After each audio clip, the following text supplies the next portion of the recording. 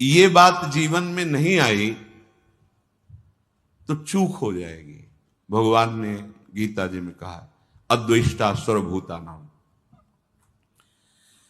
पूरी सृष्टि में देख लीजिए, किसी के प्रति आपकी दुश्मनी तो नहीं है। श्री जी की प्राप्ति के लिए तैयारी करो। जो कल चर्चा उसके आगे का है विषय अद्वेष्टा सर्वभूता नाम। किसी भी संसार के किसी भी व्यक्ति से तुम्हारी दुश्मनी तो नहीं है। अगर एक से भी होगी तो बिगड़ जाएगी पूरा सिद्धांत हमारा। बहुत सावधानी से सुनो।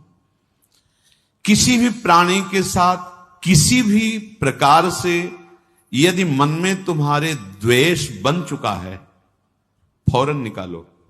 उसका उपाय है, अनुभव का उपाय है। जहां वो सामने दिखाई दे, मन से प्रणाम करो, सर भी झुकाओ। तुम्हें अपना काम बनाना है, वहां भगवान ही है, दूसरा नहीं है। और जब एकांत में उसका चिंतन हो तो तत्काल आंतरिक प्रणाम करो, प्रभु आप मुझे बचा लो, प्रभु आपसे द्वेष हो रहा है। नाथ, आपकी बाहरी ऐसी चेष्टाएं हैं कि मैं समझ नहीं पा रहा हूं और आपसे हमें द्वेष हो रहा है, दोष दर्शन हो रहा है, अंतर और बाहर दोनों से।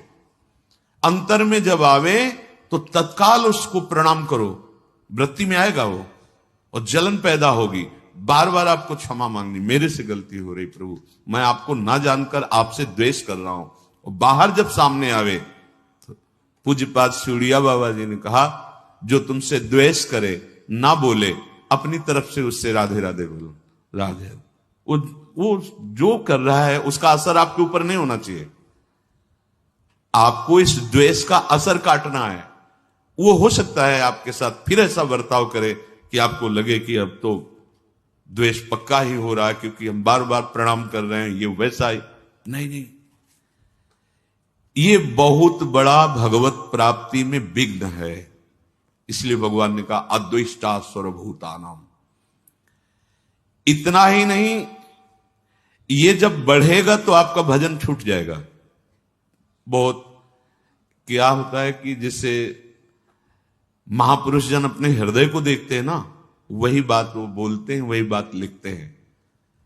भजन क्यों रुका, भजन क्यों छूटा, हमारा लक्ष्य क्यों बदल रहा है? ये अंतर के चिंतन से। जैसे कि महापुरुष जन दूसरे के मन की बात जानते हैं, आप इस धोखे में मत रहना, क्योंकि उनके पास इतना समय नहीं है, वहां कोई दूसरा नहीं। अपने मन को देखा जाता है, पूरी सृष्टि के मन की बात जान ली जाती है, क्योंकि कनेक्शन सब उसी परमात्मा तत्व का है।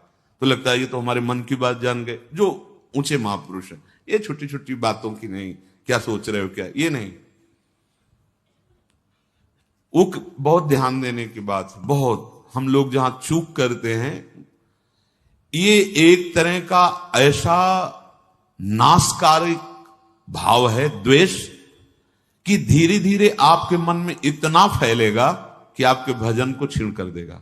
चले थे भगवत प्राप्ति, सब जगह अपने प्रभु को देखने, चूक हो रही है। आपका भजन छूटा, आपका द्वेष बढ़ा, आपकी साधना गई। अब आगे भले चांस मिले, अब दुर्गति की बात शुरू हो गई, क्योंकि आपने द्वेष करके उसके नाश का चिंतन शुरू कर दिया। और आपको चिंतन क्या करना था कि मेरे प्रभु क्रूर से क्रूर पुरुष में भी विराजमान। ये क्रूरा अपि पापिनो नच सताम संभाष्य दृश्याश्चये। बोले तो बहुत कठिन। तो फिर आप एक गांव के प्रधान बनना चाहते, पूरे गांव में हाथ जोड़ते हैं कि नहीं जोड़ते? अब चाहे जितने बड़े रईस हो, जमींदार हो, चाहे जितना बड़ बल विक्रम हो, पर गांव के प्रधान पद में बैठना तो हाथ जोड़ना पड़ेगा दरवाजे पे जाके। और अगर आपको मुख्यमंत्री बनना है तो पूरे प्रदेश को अनुकूल करना पड़ेगा, अधिक से अधिक। प्रधानमंत्री बनना है तो पूरा देश आपको, अगर परम पद तो पूरा विश्व आपको सपोर्ट करे, एक भी कोई द्वेषी न रह जाए, तब परम पद प्राप्त होता है। समझो, ऐसा कैसे हो सकता है? तो फिर भेड़ चढ़ाने की योग्यता तुम्हारे अंदर है तो तुम देश का शासन करने की योग्यता कैसे धारण कर सकते हो? पहले अपनी योग्यता बढ़ाओ। तो भगवत परम पद की योग्यता क्या? अजात शत्रु, एक भी कोई द्वेषी संसार में न रह जाए। अब जहां अभी भजन हुआ नहीं और द्वेष का पोषण होने लगा, ऐसा द्वेष का पोषण, अपने में सद्गुण भावना, अपने में साधु की भावना और दूसरे में निंदा की भावना, चले कहां हो, जा कहां रहे हो, प्राप्त क्या करना है, कर क्या रहे हो। आगे जो लिखा है इसीलिए रुक के, जो अंदर से द्वेष भाव बढ़ाने लगता है, बैर भाव दृढ़ कर लेता है, तो उसका भजन जितना रोक दिया गया, लेकिन उसको प्रेत योनि प्राप्त होगी। महापुरुषों के वचन है। जो अंदर से दूसरों के प्रति द्वेष दोष भाव करके जलता रहता है, बुरा मनाता रहता है, भले किसी वेश में हो, तो क्या समझते हो प्रेत बनना कोई ऐसा थोड़ी कि बहुत ही निंदनीय कर्म करने वाला प्रेत बनता है। ब्रज के भक्तों में ठाकुर जी का अमन्य ठाकुर जी को अर्पित नहीं किया और उसका प्रयोग तो प्रेत ही उनको। ऐसा नहीं कि वृंदावन में प्रेत नहीं है, चरित्रों को पढ़ के देखो, चूक नहीं करनी। हां ये जरूर है कि एक जन्म केवल, और तो काहे को भुगतोगे, काहे को परेशान होगे। देखो ना, यहां टांग टूट गई है, कीड़े पड़े हैं, वो सड़ रहा है, यहां भी तो देख रहे हो ना। अब यही का जीव है, अपराध कर लिया है, अब उसको पवित्र कर रही रजरानी, शरीर छूटेगा, श्री जी को प्राप्त हो जाए एक जन्म। तो काहे को इतना लंबा वियोग प्यारी जू से सहो, सुधार करना है तो सुधार करो ना। यदि तुम्हारे हृदय में भजन रुक गया, द्वेष बढ़ गया, और ये पक्का हो जाएगा, निंदा होने लगती है। पाप कर्म करने से भजन करने में विक्षेप पड़ने लगता है, लेकिन अपराध हो जाने पर भजन रुक जाता है। ये अपराध के अंतर्गत आता है द्वेष। ये बहुत सूक्ष्म विषय है और ये बहुत आयत रहता है हृदय में। वो बिल्कुल आपसे कुछ न कहे, लेकिन आपसे आगे बढ़ा जा रहा है, ये बर्दाश्त नहीं होगा और निंदा शुरू हो जाएगी।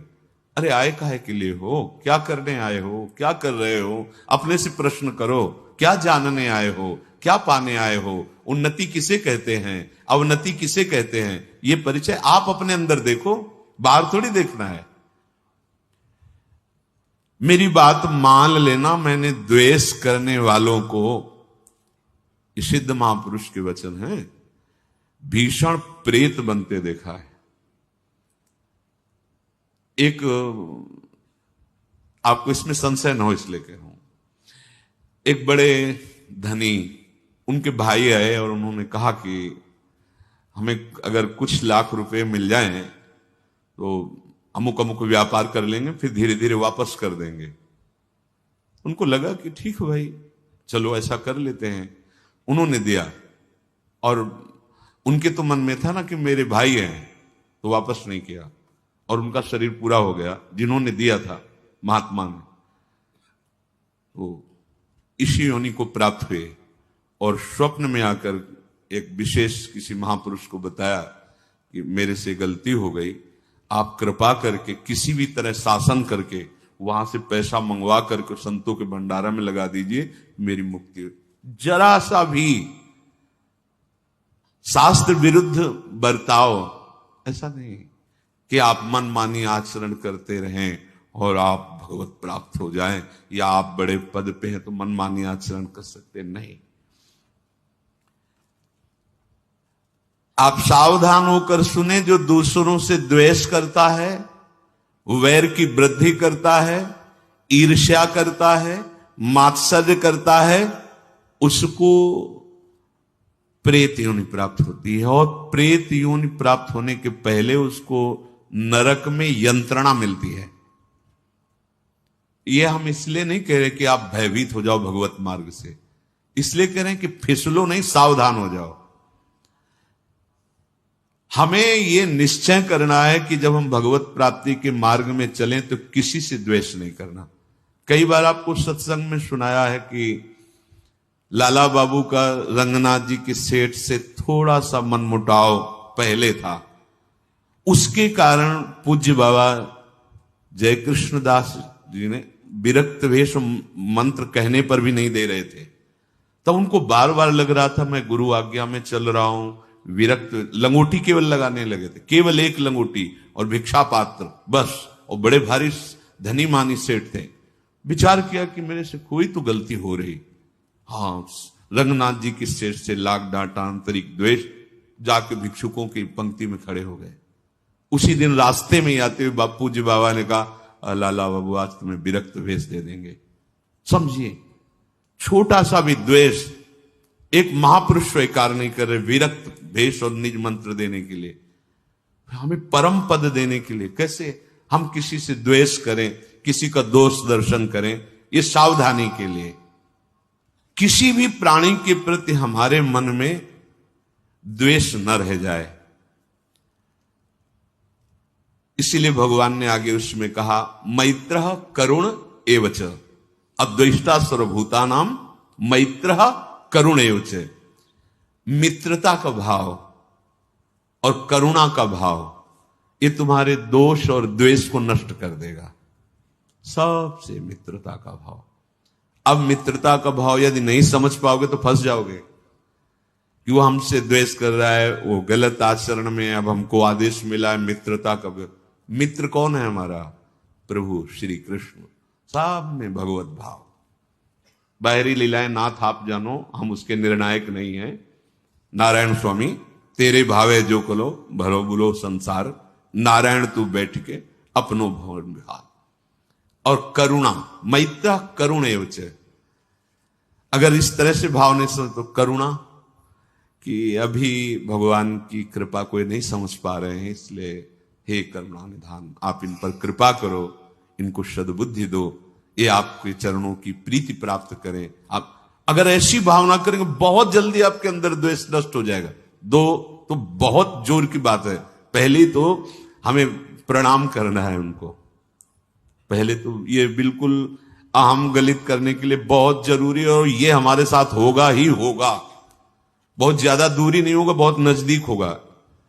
ये प्रश्न बहुत नजदीक रखे जाते हैं। हो सकता है आपके सामने वाले कमरे में ही वो हो, या आपके बगल में ही बैठने वाला हो, ऐसे ही रखा जाएगा। ऐसा नहीं रखा जाएगा कि अगले मोहल्ले में, तुम इस गली से निकल जाओ कभी मिलेगा नहीं, ऐसा नहीं रखा जाएगा। रोज तुम्हें वहीं रहना है और वहीं सामने देखना है, तब तुम्हारा द्वेष नष्ट किया जाए, तब उपासना का भाव विवेक समझो कि काम कर रहा है। महाप्रभु चैतन्य देव जी श्री सनातन गोस्वामी को जब उपदेश किया तो इस उपदेश के बाद कहा कि इसके आगे और कुछ है ये हम नहीं जानते। बहुत सार की बात। जीवे दया नामे रुचि वैष्णव सेवा सेवन।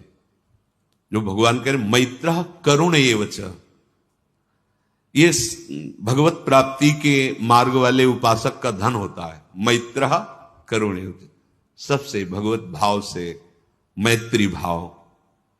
लेकिन निर्ममो, बहुत सावधानी, इसी श्लोक में मैत्रः करुण एवच निर्ममो निरहंकारा। करुणा करने पर कहीं अहंकार ना जाए कि तुम बड़े दाता हो, या तुम बड़े सहयोगी हो, या बड़े ज्ञानी हो, या तुम्हारी बुद्धि बहुत पवित्र है, ऐसा ना आ जाए। और मित्रता करने पर उससे ममता ना हो जाए। यह है युक्ति परमार्थ के उपासक की।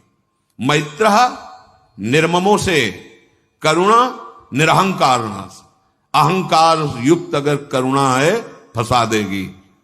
करुणा अहंकार से युक्त नहीं होनी चाहिए, निरहंकार। और मित्रता ममता से युक्त नहीं होनी चाहिए। अब करके दिखाओ। बिना ममता की मित्रता कोई भगवान का चतुर सुजान उपासक कर सकता है, अन्यथा नहीं। कैसे? आपसे मित्रता करेंगे तो आपकी याद आएगी, वो आपके हृदय में बैठे प्यारे से मित्रता करेंगे तो उसकी याद आएगी। सबसे मिलने के बाद एकांत बैठते ही जिसका ध्यान आए, तुमने उसी को पकड़ा है। अब देख लो, अगर कोई वस्तु, व्यक्ति, स्थान तो असर पड़ गया। प्रभु को भूल चुके थे, जब आप उससे मिल रहे थे तो उसी की झांकी पकड़ ली मन ने। और अगर प्रभु का, मेरे यार सब रूपों में बैठे हुए हैं, वही मेरा दिलवर, वही मेरा प्राणनाथ, वही मेरा जीवन, करोड़ों से मिलने के बाद भी वो एक में ही रहेगा।